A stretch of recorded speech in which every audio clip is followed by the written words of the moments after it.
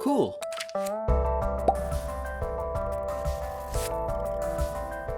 Hey guys, it's Devin here with Make Anything, and maybe you recognize this dual colored twist container from a video I did just last month. Pretty cool, but I've done a lot of twist containers by now, and I thought I might be done with it, but I've realized that it's never over. Nevertheless, I decided I wanted to do something a little more experimental with this container, just to switch it up, and it just so happens that this gray material is actually a glow-in-the-dark PLA from Matter Hackers, so I decided to take advantage of that and turn this into a glow-in-the-dark lamp. It's a relatively simple project, but still pretty cool, so I thought I'd share it with you guys. And I'm just going to run through the process today and show you what I did. Let's take a look. So first of all, here's my file in SolidWorks. The process of making this twist container is basically the same as all the ones I've done in the past, so I won't show everything. But I just wanted to show you how I split up the file for dual color printing. So basically I created these V-shaped sweeps that follow the same spiral as the twist container itself. And I made several of these, so they cut through the center of every semicircle cutout, as well as the center of each section between those circular cutouts. And then I'll just use the split command with those surfaces as the split tool so that I can have all these separate spiral shapes. And this method of cutting creates a really cool effect where it's always one color on the left side and the second color on the right side, no matter how much you twist it. Here's a time lapse of one of the sides being printed, and I had to speed this time lapse up a lot because it's a 55-hour print. So even with taking just one photo per minute, this time lapse had over 3,000 frames.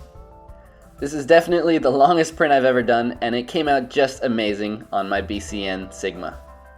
Here's the second half printing, and you can see how there are actually two extruders on this printer that take turns filling in each different color. And that allows you to create these really clean two-color prints without any blending between the two colors.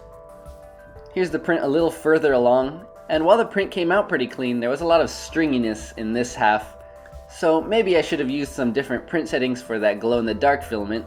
But the fit was really tight, and even little tiny imperfections made it hard to slide, so I went ahead and did some manual labor, taking a little piece of sandpaper and smoothing out the entire inside surface of this outer shell. Now to turn this into a lamp, I took this light bulb fixture and I cut it on the bandsaw, that way it would fit into the bottom of my twist container. So I just cut that down to shape, making sure to avoid cutting through any of the metal contacts, of course, and then I sanded it smooth, that way it looked nice and clean. I placed the fixture on top of this bottom section of my twist container, that way I can make sure it fits, and I'm gonna have to screw this down, so I marked some points on the fixture itself where I could drill holes to screw it down, and then I projected that down onto the container itself. That way I can create holes in the container that line up with the fixture. So with those dots lined up, I'll go ahead and drill the holes with a hand drill. That way I'll be able to feed through a nut and bolt to stick it all down.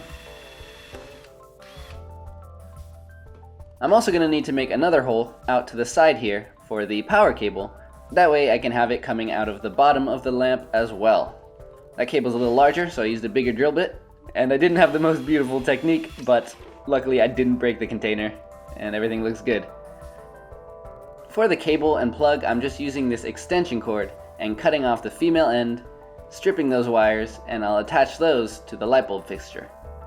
I'll twist up the wires, feed them through the bottom of the container, and then connect them to the fixture. This is a really convenient light fixture I had, because I don't have to solder any of the wires in place, it just has these screws that hold the wires down. So once I had this connected, I went ahead and put the bolts in place through the bottom of the container. It was kind of hard to hold the nut from the inside, but I did manage to tighten it and get it stuck down to the bottom. Next up, I screwed in my UV blacklight, and I made sure to use an LED bulb, that way it wouldn't get hot and melt my plastic. The light didn't seem too powerful, and it is only 2 watts, so that's good for saving energy, but we're gonna have to see if it's powerful enough to have a cool effect. I printed out another bottom piece here that's gonna hide the screws and the wire coming out of the bottom of my container and make everything look a little more clean. So I'll just feed the wire through the slot I created, and the part just friction fits into place. There we go, now we have a nice base so that the wire comes out to the side and the lamp sits flat on the table. Obviously there's the closed position, but you can also rest this outer half on the top of the lamp like so, that way more light can get out. So I can plug that in, and during the daylight it's not too impressive, but let's see how it looks in the dark.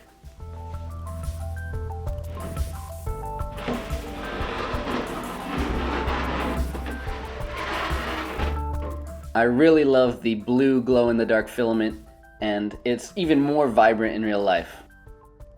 So when the lamp is in its open position like this, it's basically charging the glow-in-the-dark filament, and then you can close it again and it'll hold its charge for a while.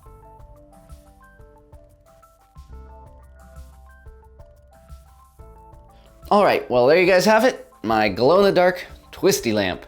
Yeah, it's kind of an unusual look for a lamp. After all, that's not what I was designing in the first place. I just happened to turn it into that. But you guys know I really like glow-in-the-dark stuff, so I'm pretty happy with it. That's it for today, but I've always got more stuff coming up, so make sure you're subscribed if you like what you see. And, well, until next time, I'm Devin. This is Make Anything. Don't forget to stay inspired.